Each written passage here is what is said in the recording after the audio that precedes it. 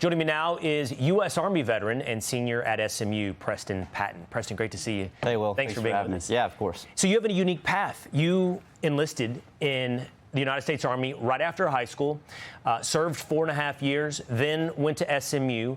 The Turning Point USA chapter you joined, you told me, only had about 3 or 4 members. Today, that membership is well over 150. Tell me the why. Why did you choose this path? Yeah, so honestly, Will, it's been a blessing. It's been a blessing to see the outpouring. As for the why, I think Charlie Kirk gets a lot of credit for inspiring a generation, but not as much credit for mobilizing one. And I think I'm living proof of that. My story with Charlie kind of goes back to 2016, 2017. I started seeing this guy on the internet talking about the woke, talking about indoctrination of students in schools. And through my time in the Army, I kept up with Charlie. And then getting out, I really saw that stuff come to fruition. 2020, we saw the wake of George Floyd. We saw COVID. We saw the 2020 election. But when I really saw it, Will, was when I went to school, when I got into a college classroom and started seeing that they were more focused on making partisans and not citizens, more focused on making activists and not Americans. And that really spoke to me, and that's kind of the why. That's why I chose to step in and get involved with Turning Point, because at the time that was the best way, and it's still the best way for any of you young folks out there that want to get involved. Turning Point USA is the best place where you can make your voice heard and actually make a difference on your campus. All right, as we're talking, we're now starting to get live pictures from the Rose Garden. People are filing into the ceremony for the Presidential Medal of Freedom for Charlie Kirk. You can see people beginning to take their seats. When those speakers begin, we will take you there live. Preston, I do want to talk about what you found when you got onto campus. You talked about what you saw inside the classroom, but you've seen a boom now in Turning Point USA involvement. What has been the reaction? I've seen stories from across the country on different college campuses from both the student body and the administration. So what's been the reaction to this growth in Turning Point? Yeah. Will, I think sometimes it's hard to judge the temperature of a generation based on their actions. I'm a fallible man, you're a fallible man, but what's a better gauge is their reactions. And frankly, I think the reaction has been off. I think that, especially at the administrative level as well, not only from students and people making jokes and taking this thing extremely lightly, but from the administration. We as students look to the administration for clarity in situations like this, for moral clarity, more importantly. And frankly, it's been embarrassing on one hand and sad, but on the other hand, it's been dangerous and reckless in a sense. And embarrassing and sad because given that, my university, for example, and a lot of universities, they made quick and prompt statements about George Floyd in 2020 and about Gaza and about January 6th, but yet did not make quick and prompt statements about Charlie Kirk. So that's the embarrassing and sad part. But the dangerous part is this. The dangerous part is that you have,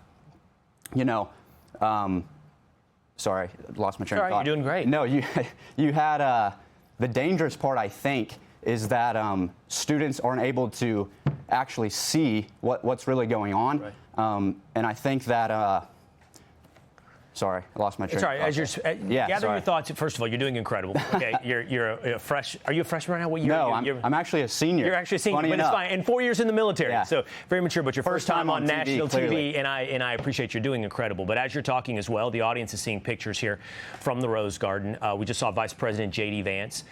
He is now in the audience talking there at the front. We're awaiting the president and Erica Kirk to come out there and join them in the audience. You can see there's a large crowd. This had to be moved into the Rose Garden because the crowd was so large. Originally, it was scheduled to be indoor at the White House, but you can see there the size of the crowd gathering in the Rose Garden. Sorry, Will, what I was actually going to say is, the dangerous part, I think, is when, as an administration, you don't actually call these things out and snuff these things out. You leave room, okay? And in fact, what you were telling me is, in the stories I've seen, and to be blunt, some schools right here close to where we broadcast today, will not be TCU or SMU, is that you sometimes see bureaucratic hurdles that are put up to finding a Turning Point chapter meeting room. And it's not equal, is what you've told me. If you want to see a protest in support of Gaza, there will be hundreds out there permitted. Yeah, I mean, I've seen it, I've experienced it. I think that sometimes at the administrative level, they do actually tend to favor people that fall on more the left side than the right. And we've experienced it you know, as a chapter, like you mentioned, booking rooms and securing spaces. But back to the administrative thing, the dangerous part, like I want to, you know, touch on that point, is that when you have people like Mangione who go out there and who killed a healthcare CEO, and people don't call that out, and people say, well, that person was kind of a really bad guy, so that's okay. When you have President Trump who gets shot in the head and people make jokes and say, well, what he said I didn't really like, and now you have Charlie Kirk, and the administrators don't actually call this out, you leave room. Now you have an entire generation of students, particularly, you know, a lot on the right, who look to this, and even on the left, and say that I can now seek revenge, I can now do this thing, because there was no clarity, there was no, you know, calling this thing out and saying this is objectively wrong, and it's not a hard bar to fill. It's not an easy, or it's not a hard call to make. Will, it's a low bar. It's exactly. a low bar. Before you go, Preston, I do want to do this. I think we can pull this up right now. You know, I asked this question just a few moments ago of my previous guest, Charlie Kirk, a friend of mine and the co-host of Fox and Friends Weekend. It's a question I've gotten a lot from people out there, and Daniel Borofsky answers the question. That is, what is the lasting impact for Charlie Kirk? How long? What's the legs on it? How long term will the effect be? And Daniel says, the reason anything, including Charlie, will last is because it's built on the foundation named Jesus. I'm curious what you think about the long-term prospects of what you've seen on campus at SMU, the growth of Turning Point, how you feel about the long-term, you know, prospects of the movement Charlie started. Yeah, no, I think Charlie's death inspired a revival. And I think the Bible is actually really clear on where we should be postured moving forward. Paul says in Romans 12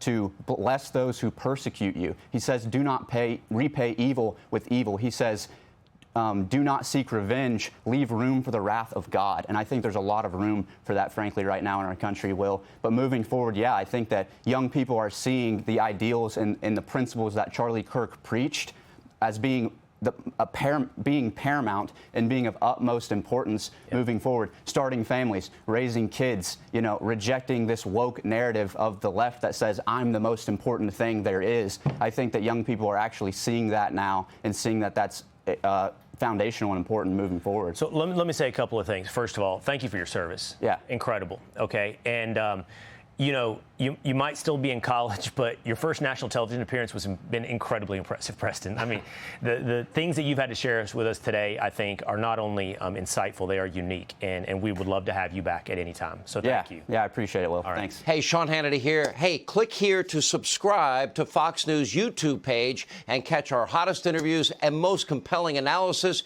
You will not get it anywhere else.